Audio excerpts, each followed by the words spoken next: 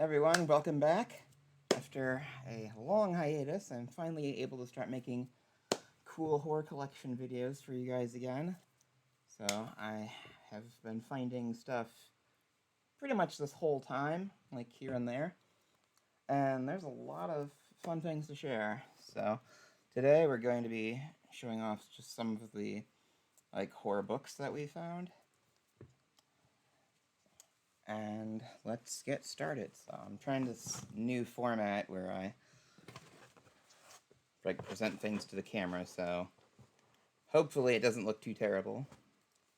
So first off is a horror and sci-fi anthology by the guys behind this podcast I listen to. So I, just opened this up yesterday. So I'm really looking forward to reading it. I am kind of annoyed that it was not cheap. With the shipping, it was like $60. And on top of that, it came damaged. So not necessarily off to a great start, but I really like their writing and sense of humor, and I'm excited to read that.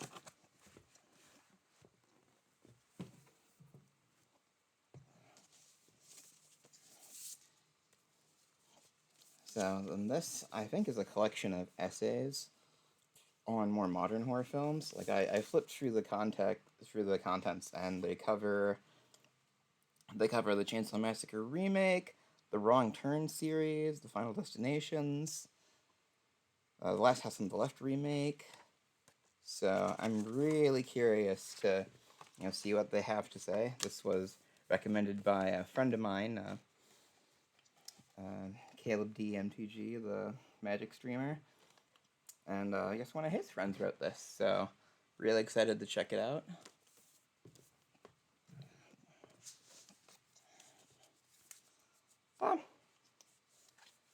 This is more of a kid's book, kind of, but I enjoyed that Gravity Falls a lot, and was really curious as to what they even would have left to fill this with. So far it's very strange and chaotic.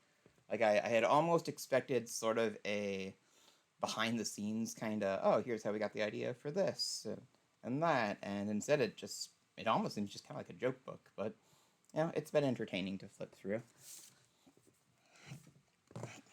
So this might be the coolest thing we have to show today.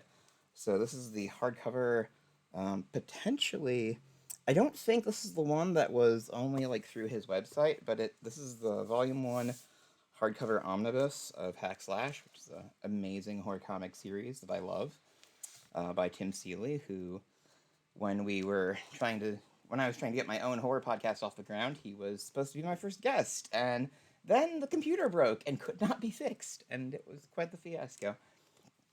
But when he announced these, I wasn't able to pick them up, and I got really lucky finding this for $20 at Half Price Books. So I'm pretty excited to have this and to reread, a bunch of the early stories. So because Hack Slash, I think before it was a series, it seemed to be kind of a disconnected set of storylines. They didn't have, from what I remember, they didn't really have volume numbers or issue numbers. It was just, Tub Club, that was a 4-issue story. Or, let's see if I can get to the contents and try to remember more. Slice Hard, that was another, so each one was kind of a, it was self-contained enough so that it's oh, you'd pick up Hack Slash, number 12, and you would be on, the third. Well, to explain the premise in a really oversimplified way, you'd basically on the third episode of Supernatural and not know what was going on, because that was pretty similar to what the setup was.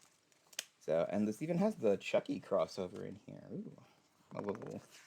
I didn't realize that was in here. So because there's so many of these just kind of loose stories, I just wasn't sure what was in the omnibus itself. It was just, yes, I can pick this up for a good deal.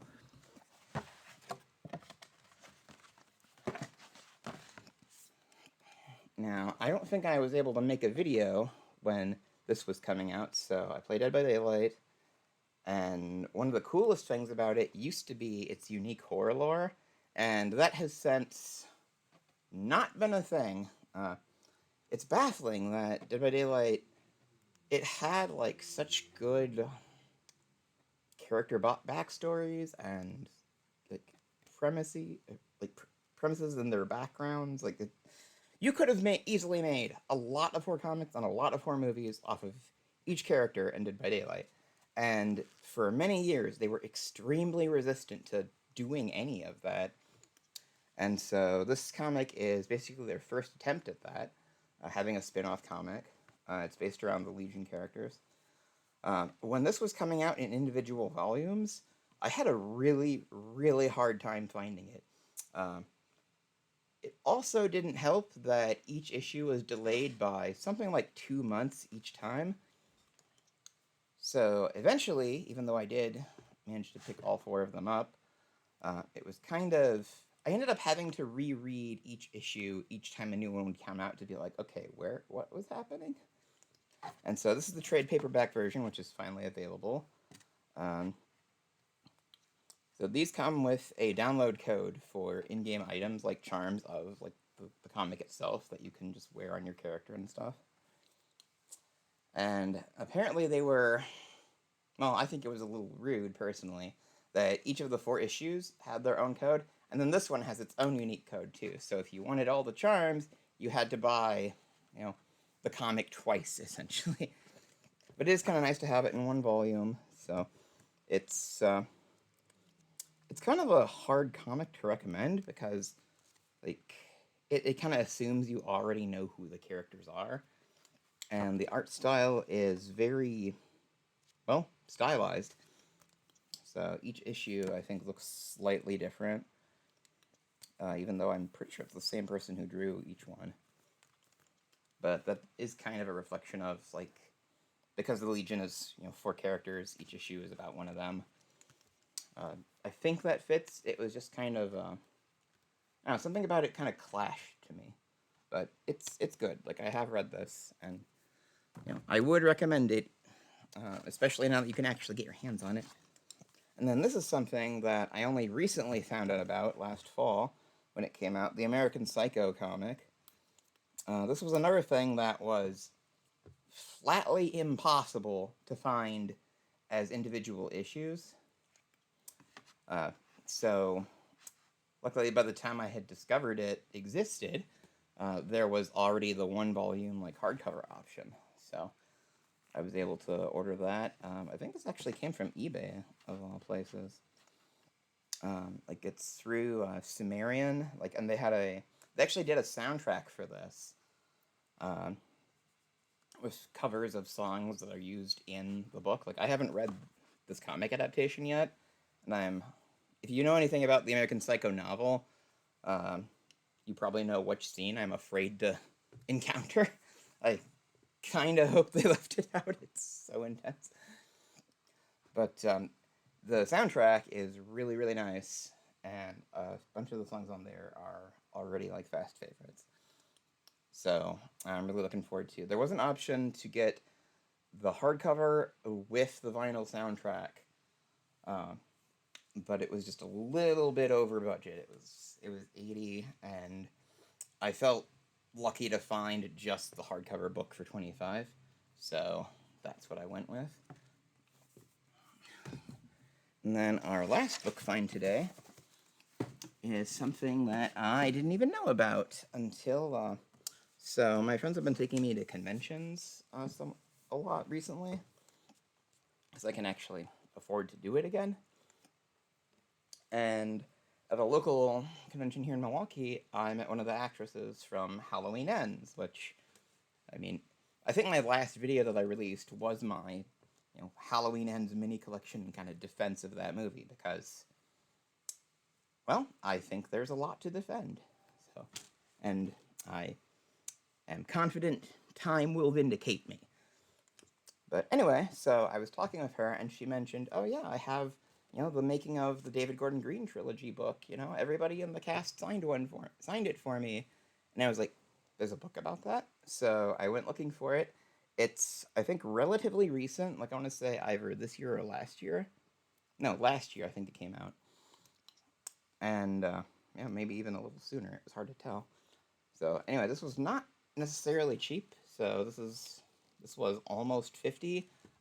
It did go on sale, so I was able to pick this up for 30. And so it's kind of a Crystal Lake Memories style, just long, like, making of, covering the David Gordon Green trilogy, which, I mean, I did really enjoy it, even though I know some people like to be haters of it just because it's, you know, the popular, trendy thing to do.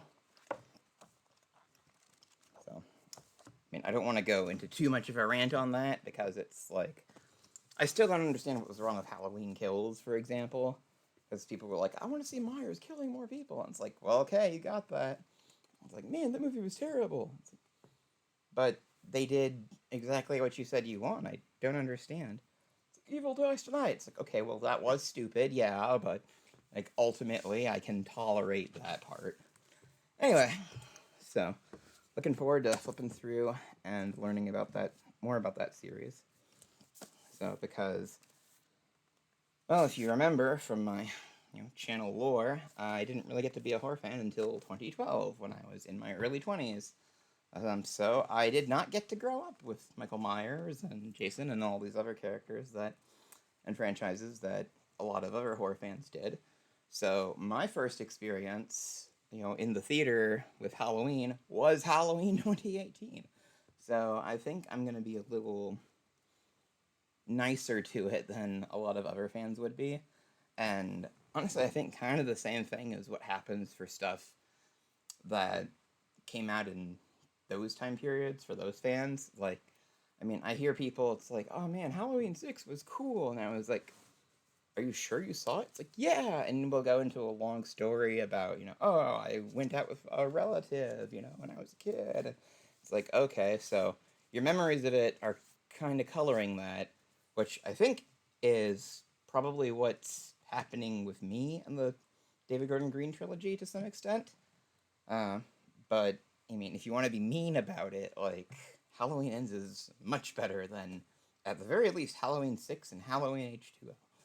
So, if you don't like it, tough. But anyway, it is a very handsome book, rambling aside. And I think that's maybe the thing I'm kind of most, well, maybe not most excited, but, I mean, all this stuff really is, top-notch and really exciting to have. So, I'm gonna be reading for a while. So, and yeah, I wanted to try and keep this, kind of brief. So, trying out this new kind of setup format where I try to have the objects up and in the camera so you can actually see them a little bit better. So, if anybody actually watches this, let me know what you think about the setup. So, and we have a lot more uploads coming as soon as I can, kick back and film them. So, I mean, we went to the Milwaukee Horror Convention, and, we went nuts at Spirit Halloween this year, which actually had some cool props and masks, even more so than they typically do. So there's a lot to look forward to and a lot to enjoy, and, I'm looking forward to, being back on YouTube and sharing all these experiences with you guys again. So, and I'm even remodeling the crypt. So I'm swapping down some posters. And I think I can finally do that room tour in, I don't know, maybe a couple of months that people wanted. So anyway, like, share, subscribe, and let me know what you think of this format.